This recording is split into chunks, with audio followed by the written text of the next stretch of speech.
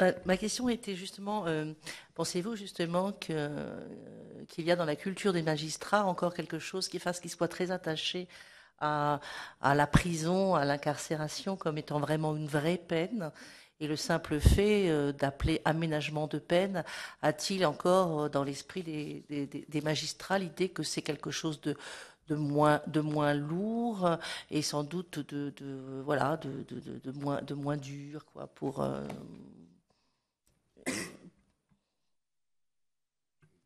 Là, on touche la conception personnelle. Donc chacun peut être. La seule chose que je voudrais dire, parce que c'est un reproche qui nous est souvent fait, nous n'avons aucun plaisir à incarcérer les gens. Je crois quand même il faut le dire. Souvent on nous dit oui, vous êtes insensible, vous êtes. Nous n'avons, nous, ministère public, quand nous le requérons, ou les juges, je pense, quand ils le prononcent, n'ont aucune jubilation personnelle à incarcérer quelqu'un. Chacun sait bien que l'incarcération est un choc terrible, que les conditions de vie y sont très dures entre détenus, beaucoup moins de la part de l'administration pénitentiaire qu'à une époque historique, mais entre détenus, elles sont très dures. Et donc, franchement, on n'en a pas de. Mais par contre, il est vrai que dans la culture juridique fondamentale qui est la nôtre, la première peine à laquelle on pense, c'est l'emprisonnement. Et du reste, le code pénal est ainsi fait que je relisais les articles qu'on lit plus parce qu'on les connaît presque par cœur. Quand on vous dit les peines correctionnelles sont, premièrement, l'emprisonnement. Bah, c'est notre culture, on est formaté autour de ça. Autre chose que je voudrais dire, c'est quelque chose de. On ne peut pas être dogmatique avec la peine d'emprisonnement. On dit, on a tous tendance à dire, et on le dit tous, en conscience, en y croyant, en le disant, les courtes peines, c'est pas terrible. Très franchement, il y a des moments où je suis absolument persuadé, peut-être que je me trompe, mais je suis absolument persuadé qu'il y a des coups d'arrêt, de, de courts moments, où dans la construction d'une personnalité, un choc d'incarcération, pendant un temps limité, jusqu'à y compris pour les mineurs, je le dis comme je le pense, où ce choc peut avoir une dimension pédagogique constructive. Toute la question, elle est ailleurs. Elle est, ok, mais pourquoi faire? À quelles conditions? Avec quelle sortie? Avec quelle préparation? Avec quel contenu? Et ça, cette deuxième question-là, on se la pose avec moins de puissance, de force. Mais en tout état de cause, je, je, si vous me posiez la question, êtes-vous pour l'abrogation des courtes peines? Pas forcément. Tout en reconnaissant les insuffisances du système, il y a des moments, très franchement,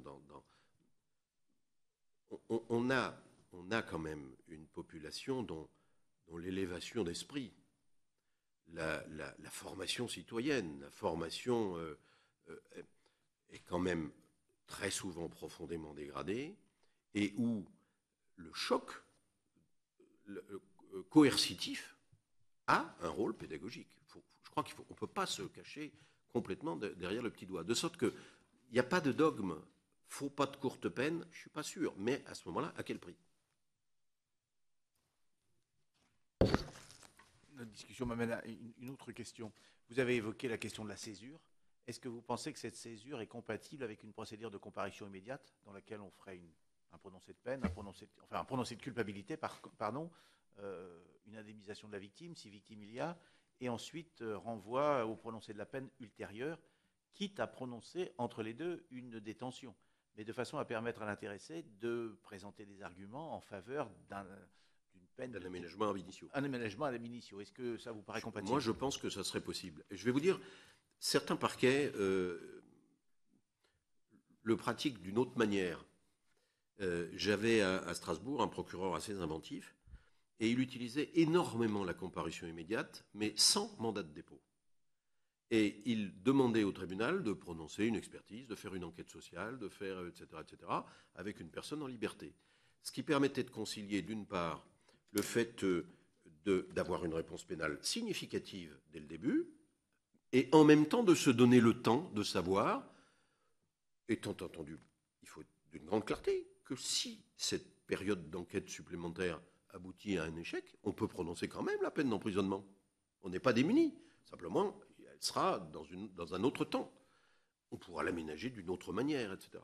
Donc oui, moi je pense que même dans la comparution immédiate, on peut imaginer d'avoir une césure avec une très courte emprisonnement, 8 jours, 10 jours, on ne sait rien, voire pas d'emprisonnement. Et puis la personne prend son risque, il ne revient pas. Le tribunal en tirera les conséquences. Je crois qu'il y a aussi toute une dimension de... Si la prison s'est faite pour faire plaisir à l'opinion publique, votre question n'a pas de sens.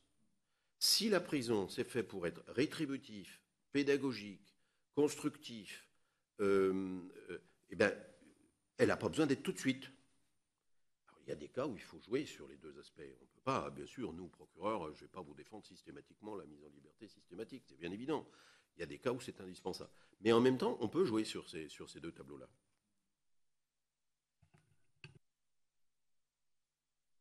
Écoutez, nous sommes parfaitement éclairés, comme on dit, et on vous remercie beaucoup de tout ce travail que vous avez fait pour nous donner toutes ces appréciations.